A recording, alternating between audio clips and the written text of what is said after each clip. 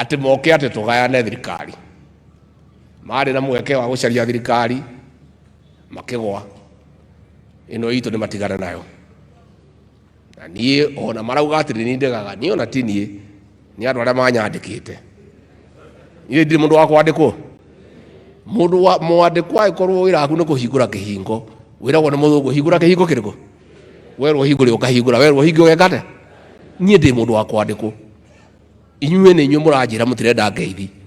Mũngĩnjĩra nĩ mũrenda rũciũ. Nĩ mũrenda ngeithi. Rĩu niĩ nĩ matigana na niĩ. Ndĩraiguire mũndũ ũcio akiuga atĩ ndangĩngeithia. Niĩ no njĩtĩkĩre kũmũgeithia.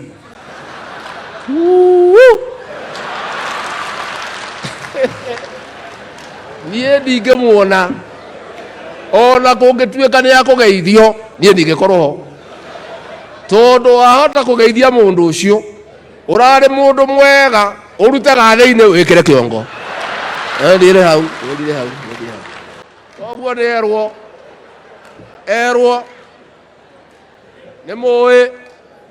ni muura gwathire akaithie muthamaki witu mundu wari mwega twaturaga nake tuhete gitio ni muura gwathire no bonjira ngaithia mundu ucio arauga ati ni magucoka barabara ngamaikia mahiga ndiraririe ndirauga gutire mundu ringi Kenya ringi yurage kiaga ugathukia kindu kia mundu ndiraririe na muthamaki wa Gikuyu ndaragia keri ndiraririe ndimere atiriri agithukia indo cia andu ri mukungire akorire u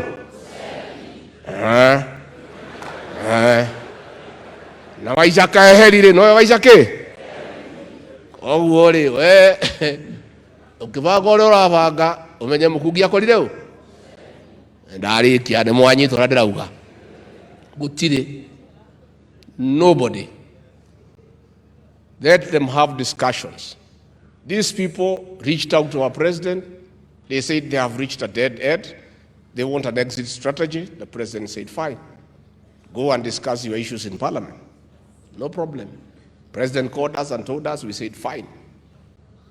Call off the protests, go and talk in parliament. Fair enough. Go and discuss.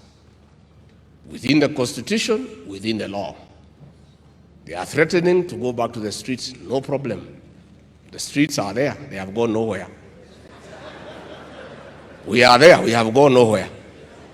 But I want to say, like I said last Saturday, no one, and I repeat, no one will destroy any property belonging to the people of Kenya. It will not happen.